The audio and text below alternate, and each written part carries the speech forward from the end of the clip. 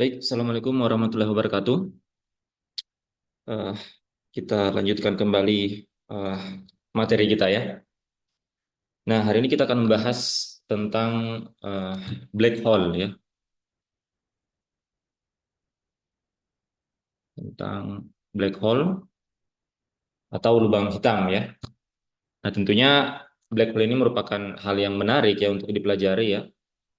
Apalagi sekarang kita sudah bisa melihat gambar atau citra dari black hole tersebut eh, yang betul-betul merupakan gambarnya ya atau citranya ya. Di tahun 2019, para astronom sudah berhasil mendapatkan eh, gambar dari black hole ya dengan menggunakan teleskop. Jadi bukan lagi merupakan suatu permodelan ya, merupakan model sebagaimana sebelumnya. Tapi betul-betul gambar dari black hole tersebut yang didapatkan melalui pengamatan melalui teleskop ya. Jadi bayangkan eh, teori tentang black hole ini sudah muncul di tahun 1900-an ya, dan baru di tahun 2019 ya ditemukan eh, gambar aslinya ya dalam tanda kutip, yang dengan kata lain hal tersebut menunjukkan eksistensi atau kebenaran dari keberadaan black hole itu sendiri ya. Jadi merupakan hal yang menarik saat ini, dan penelitian terkait black hole tersebut itu semakin berkembang ya di akhir-akhir ini ya. Nah, hari ini kita akan membahas tentang Schwarzschild black hole ya. Jadi kita kembali dari metrik yang kita sudah dapatkan sebelumnya ya, yaitu metrik Schwarzschild ya. Kita berangkat dari sini kembali, Schwarzschild metrik ya, di mana kita punya elemen jaraknya itu adalah ds kuadrat. Ini sama dengan minus c kuadrat, 1 dikurang 2 gm per c kuadrat r dt kuadrat ya. Kemudian ditambah 1 dikurang 2 gm per c kuadrat r dr kuadrat ditambah r kuadrat d omega kuadrat ya, di mana ini di omega ini sendiri itu adalah d theta kuadrat ditambah sin kuadrat theta dpi ya, kuadrat. Nah, kita sudah kemarin menurunkan solusi Schwarzschild ya, dalam bentuk matriks seperti ini ya.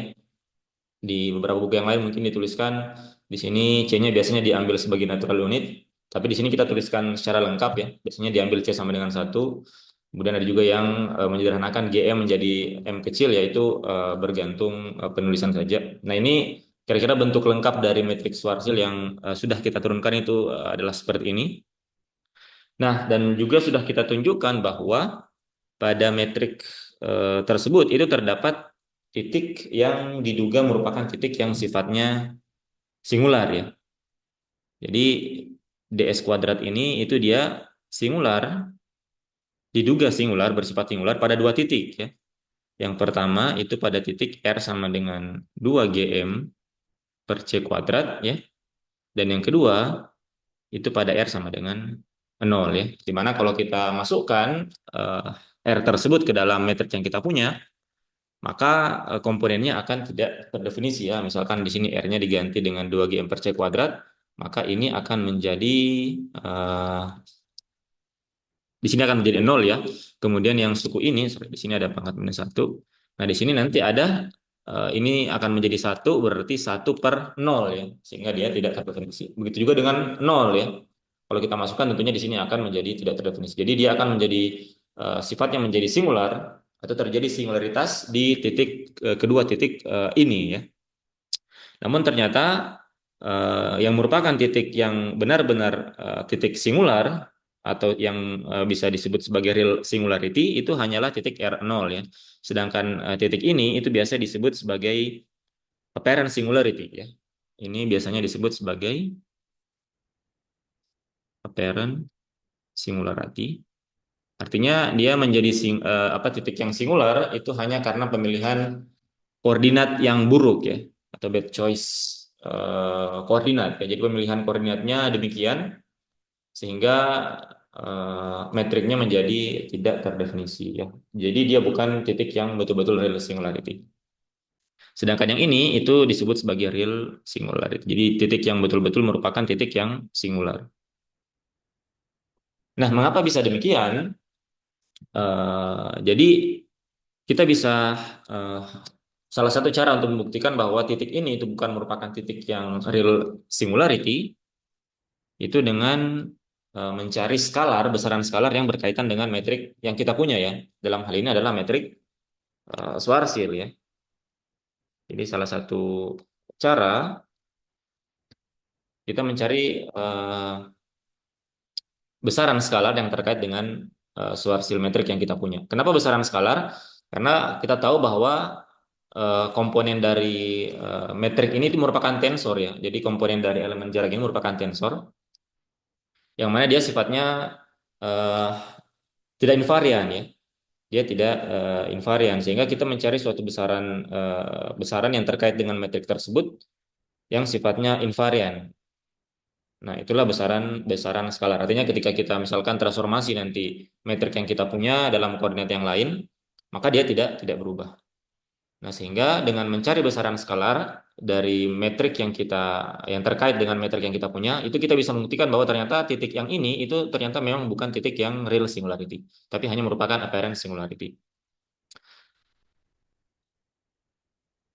Beberapa contoh misalkan invarian besaran invarian yang bisa kita cari ya, misalkan Ricci scalar ya yang terkait dengan metrik yang kita punya, atau mungkin kontraksi pada tensor Ricci ya, R-munu atau pada skala Riemann ya, misalkan R-munu alfa beta, di mana semua ini itu dia merupakan besaran-besaran skalar ya. Ini kontraksi tensor Riemann ya. Nah, ini kita sudah ketahui ya untuk matriks Schwarzschild yang kita punya untuk kondisi vakum tentunya ini sama dengan nol ya. Nah, sehingga kita bisa coba cari besaran skalar ini ya untuk menunjukkan yang mana sebenarnya yang merupakan titik yang real singularity. Nah, ini saya langsung berikan saja ya eh, Riemann skalar untuk matriks Schwarzschild itu kalau kita hitung ya itu kita akan dapatkan nantinya untuk matriks Schwarzschild itu sama dengan 48 G kuadrat M kuadrat per R pangkat 6 ya seperti ini. Nah ya jadi besar Riemann skalar ketika kita hitung untuk matriks Schwarzschild itu kita dapatkan besarannya seperti ini. Nah sekarang kalau kita masukkan masing-masing nilai R ini ya maka kita akan lihat ya kalau R-nya di sini kita ganti dengan 2 GM per C kuadrat maka kita bisa melihat bahwa di sini Riemann skalarnya itu dia berhingga ya atau finite ya. Jadi kita bisa lihat untuk R sama dengan 2 GM per C kuadrat, maka dia berhingga. Ya.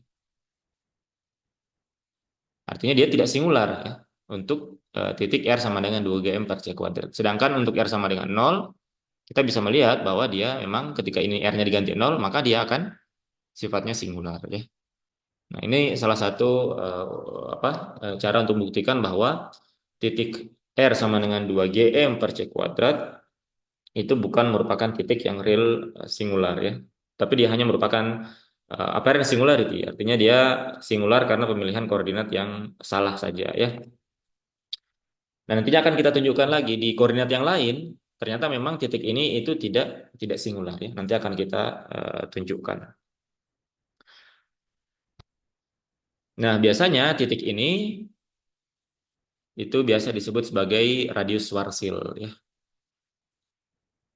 radius Schwarzschild.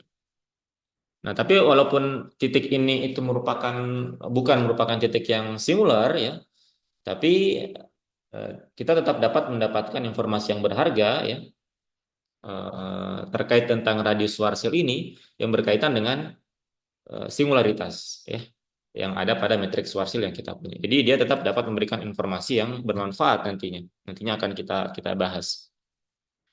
Nah, kita mulai dengan meninjau bagaimana radius Schwarzschild dari misalkan suatu objek ya. Sebut saja misalnya Kita lihat misalkan matahari ya. Lihat misalkan matahari. Eh, Bagaimana radius Schwarzschildnya ya? Tentunya tinggal kita masukkan ya besaran-besaran yang bersesuaian. Kita punya RS ya itu eh, sama dengan 2 GM per C kuadrat. Nah, ini tinggal kita masukkan ini untuk matahari ya. Misalkan kita ambil contoh dulu untuk matahari. Nah, tinggal kita masukkan ya. Besaran G itu konstanta gravitasi Newton ya. Kita punya 6,67 dikali 10 pangkat sebentar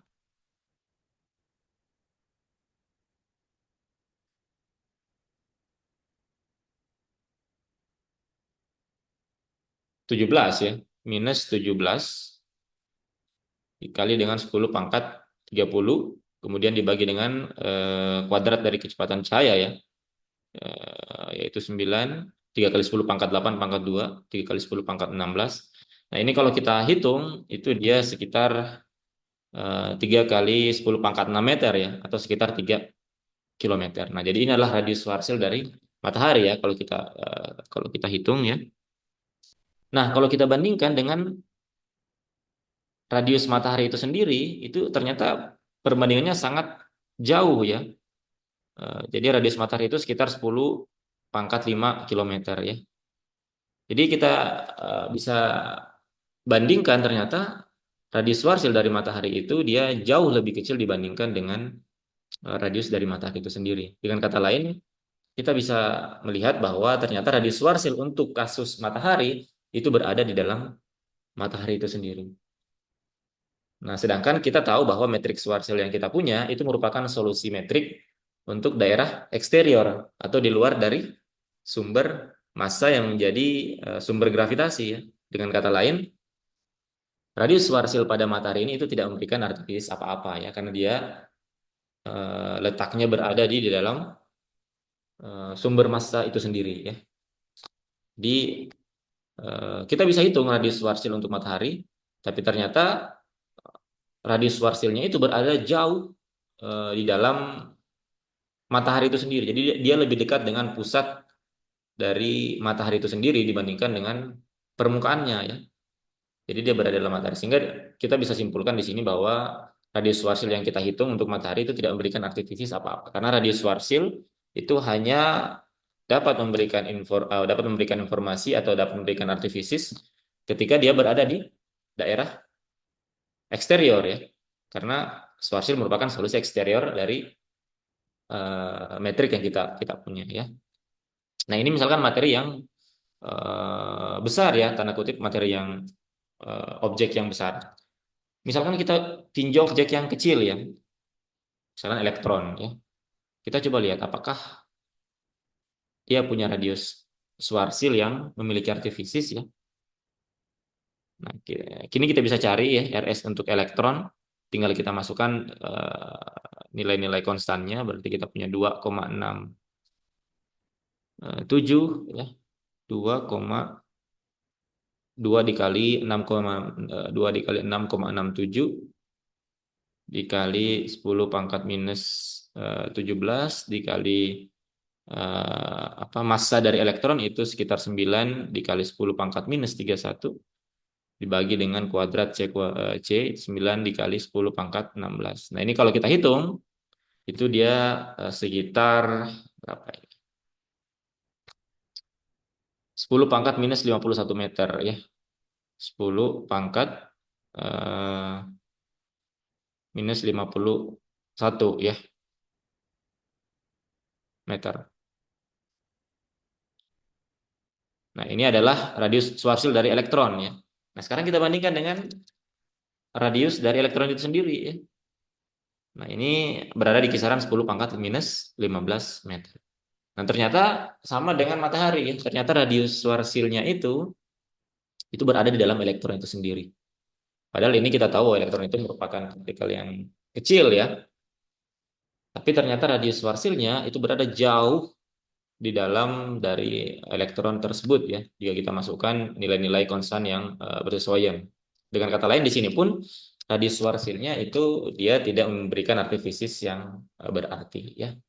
Lantas pertanyaannya sekarang, kapan radius Schwarzschild itu dapat memberikan arti fisis ya? Nah, tentunya ketika radius Schwarzschild itu berada di luar sumber massa ya atau sumber materi ya. Karena solusi Schwarzschild yang kita punya itu merupakan solusi eksterior. Nah, jadi kalau kita bisa bayangkan ya, misalkan matahari, kita punya suatu objek ya, suatu objek dengan massa yang sebesar matahari ya, massanya besarnya seperti matahari, tapi radiusnya itu kurang dari 3 km, misalkan 1 km atau 2 km. Nah, barulah di situ radius Schwarzschildnya itu eh, memberikan artifisis tertentu ya. Nah, dengan kata lain, apa yang bisa kita dapatkan di sini bahwa radius Schwarzschild itu hanya berlaku pada objek dengan kita bisa mengatakan biasanya disebut sebagai compactness ya, atau kepadatan yang sangat besar ya, di mana perbandingan antara massa dan radiusnya itu sangat besar ya. Kita tidak mengatakan bahwa matahari itu tidak memiliki kepadatan yang tinggi ya, tapi kalau misalkan kita ingin membandingkan dengan radius Schwarzschildnya, maka kita bisa dalam tanda kutip mengatakan bahwa matahari ini memiliki compactness yang tidak terlalu besar ya, karena ternyata radius Schwarzschildnya itu berada di dalam matahari. Nah, sedangkan radius Schwarzschild itu bisa memberikan artifisis yang kita harapkan ketika radius Schwarzschildnya berada di luar dari materi tersebut. Jadi bisa kita bayangkan ada suatu objek tertentu dengan volume yang kecil, ya, tapi dengan massa yang sama dengan matahari. Jadi radius dari objeknya itu misalkan 2 km atau 1 km, tapi massanya sangat besar, ya.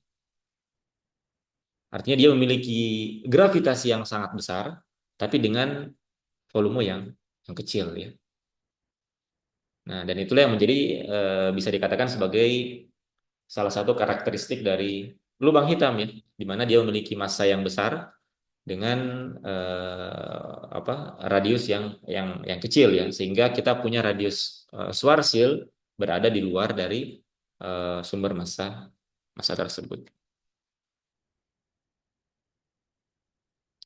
Nah, sehingga di sini untuk mempelajari bagaimana fisis dari radius Schwarzschild itu sendiri ya. Nah, kita di sini bisa mempelajari apa yang disebut sebagai radial null geodesik ya. Jadi sekarang yang pertama kita sudah punya gambaran ya bagaimana radius Schwarzschild itu bisa memberikan artifisis ketika kita punya objek dengan massa yang sangat besar tapi dengan radius yang sangat kecil ya. Jadi compactness-nya itu sangat sangat besar.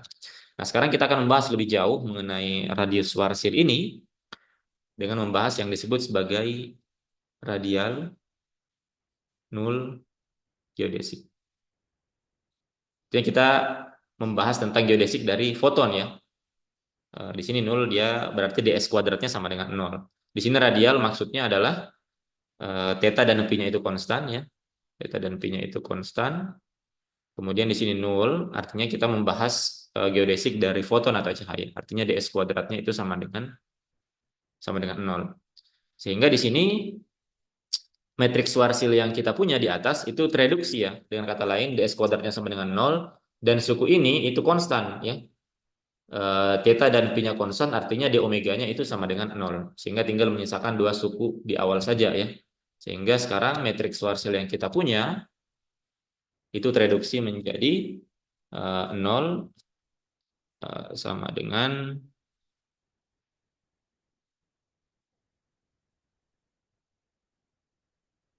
nah, di sini kita kembalikan untuk memudahkan penulisan, itu kita kembalikan GM di sini sebagai M kecil, kemudian C kita ambil sama dengan 1 ya. Untuk mempermudah penulisan. Jadi kita kembalikan dia ke natural unit. Kita anggap C sama dengan 1. Walaupun nantinya bisa kita kembalikan ya, jika kita ingin panggil. Jadi kita bisa tuliskan di sini, berarti di sini 0 sama dengan minus 1 dikurang 2M per R ya. 2M per R dt kuadrat. Kemudian ditambah dengan 1 dikurang 2M per R dr kuadrat. Ini sama dengan 0 ya. Ya, nah, dengan kata lain, di sini kita bisa dapatkan hubungan dr dt ya. Kalau yang ini itu kita pindahkan ke ruas kiri, ya. Kemudian dt kuadratnya atau ini kita ya, kemudian dt kuadratnya kita pindahkan ke ruas kanan, ya. Maka kita akan dapatkan hubungan dr dt kuadrat ya. Dr kuadrat per dt kuadrat atau dr per dt kuadrat itu sama dengan ini kita bagi ya. Berarti yang ini ada minus satu di sini ya. Berarti akan sama dengan ini ya dibagi dengan yang ini ya. Berarti ini karena pangkatnya minus satu naik berarti pangkat satu. Artinya di sini sama dengan satu dikurang 2M per R pangkat 2 ya. Ini saya kira mudah ya. Ini tinggal pindahkan ke ruas kiri salah satu suku, kemudian kita dapatkan hubungan dr dt kuadrat. Atau dengan kata lain, kita mendapatkan di sini bahwa dr dt itu sama dengan akar ini ya. Sama dengan plus minus dari satu dikurang 2M. Atau sama dengan plus minus, kita samakan penyebutnya, berarti kita punya R kurang 2M per R ya. Nah, di sini kita bisa dapatkan solusi untuk R-nya atau solusi untuk T-nya ya. Dengan melakukan, kita tinggal integral kan ya, integral biasa. Kita bisa dapatkan solusi R sebagai fungsi T, atau sebaliknya T sebagai fungsi R ya. Ini saya kira mudah ya, ini tinggal kalian integralkan. Misalkan kita mau cari solusi T-nya terhadap ya sebagai fungsi dari R, maka tinggal kita integralkan ya. dt-nya kita pindahkan ke ruas kanan, kemudian yang ini kita pindahkan ke ruas kiri, maka kita akan dapatkan ini saya langsung saja berikan hasil integralnya ya. Ini saya kira mudah. Itu T sama dengan plus minus R ditambah 2M ln R dikurang 2M ditambah dengan konstan integrasinya ya. Jadi ini solusi untuk T-nya. Nah, ini kalau kita plot, kita bisa plot antara T dan R ya. Kita bisa plot dia. Kita akan coba plot. Kira-kira sumbu Y-nya itu merupakan waktu ya. Seperti ini. Ini adalah T ya. Dan ini adalah R ya.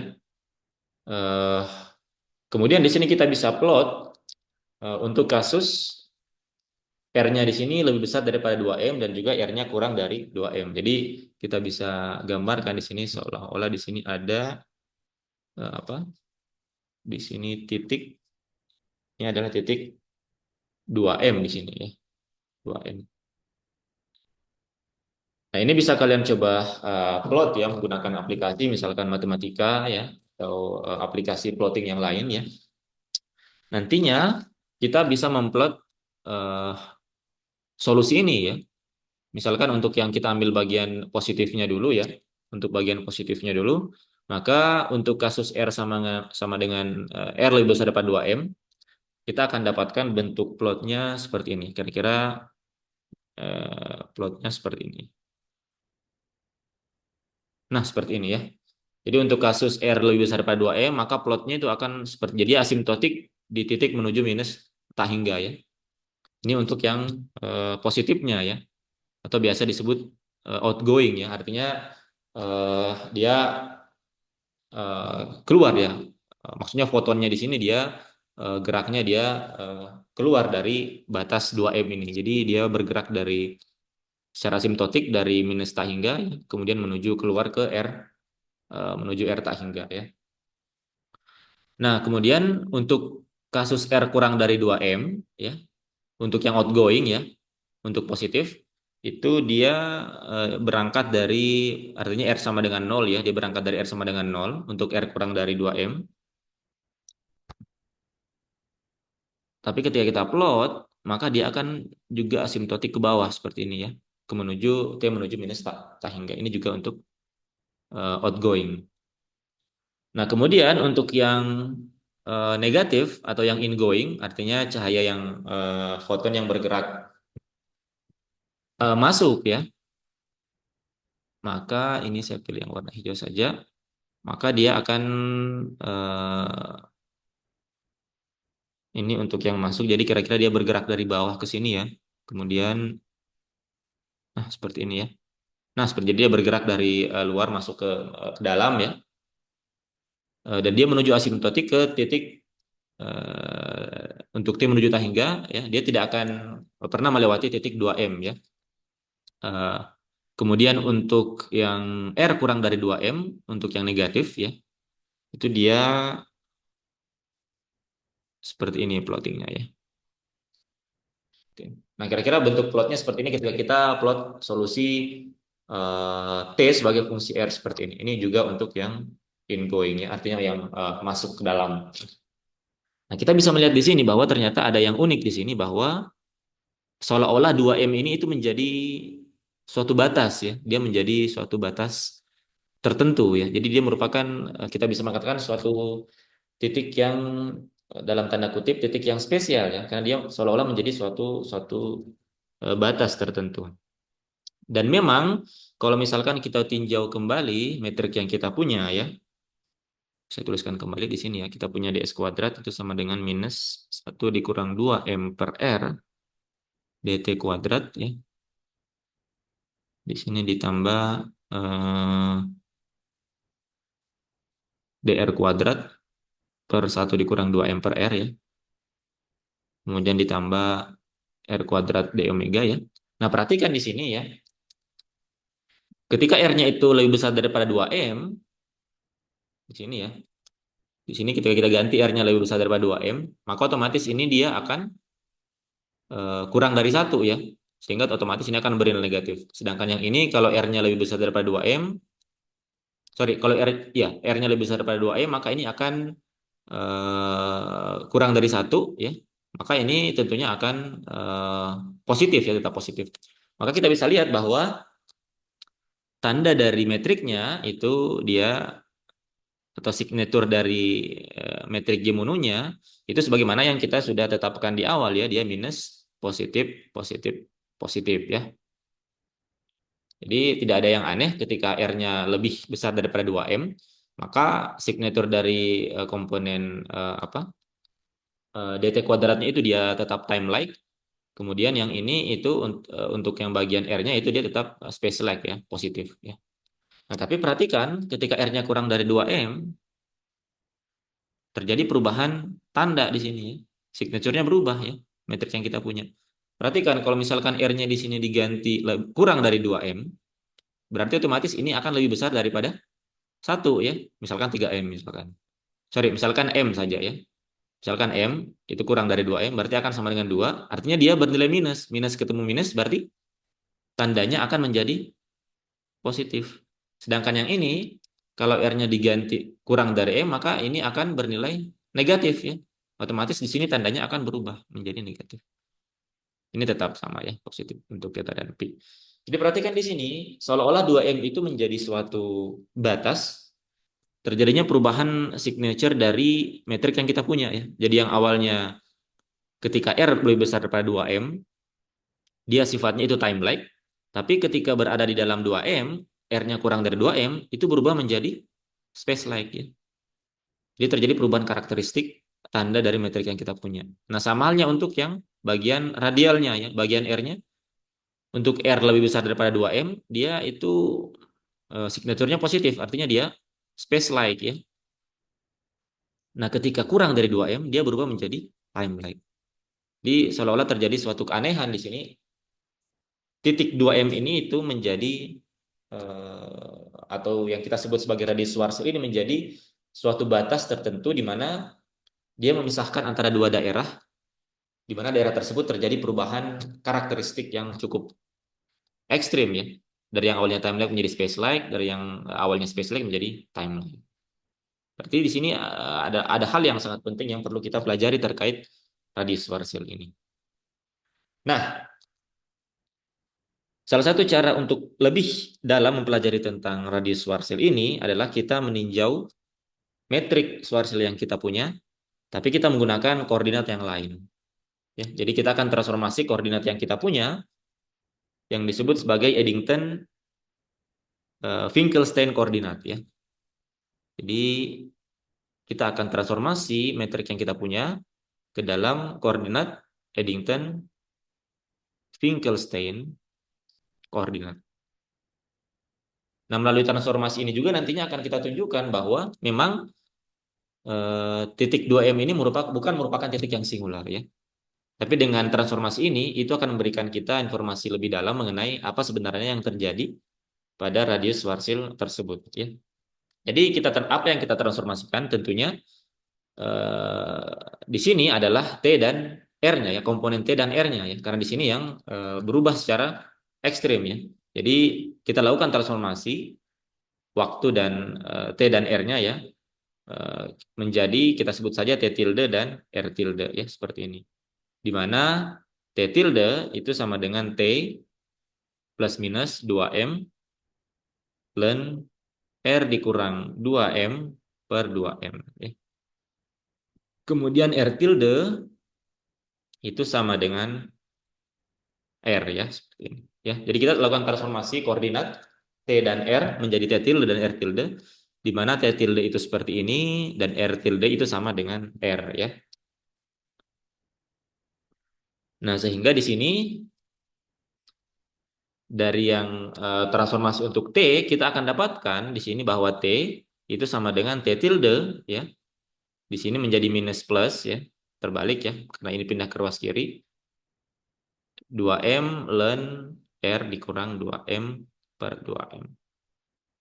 Nah, karena di sini kita butuh DT kuadrat ya di matriks Schwarzschild yang kita punya. Jadi kita ingin transformasi metrik yang kita punya ke koordinat Eddington-Finkelstein. Nah, di sini kita butuh DT kuadrat dan DR kuadrat ya. Sehingga di sini kita bisa turunkan ya. Maka kita dapatkan T-nya demikian. Maka DT-nya tentunya itu kita akan dapatkan di sini menjadi DT tilde ya. Kemudian di sini menjadi minus plus. Nah, di sini kita turunkan. Nah, kita akan dapatkan di sini ini akan langsung saja tuliskan hasilnya ya. Jadi kita turunkan satu kali secara total, maka kita dapatkan di sini minus plus 2M ya dikali dengan 1/2M, maka 2M-nya nanti akan saling cancel. Kemudian di sini 2M per R kurang 2M dr tilde ya. Seperti ini ya.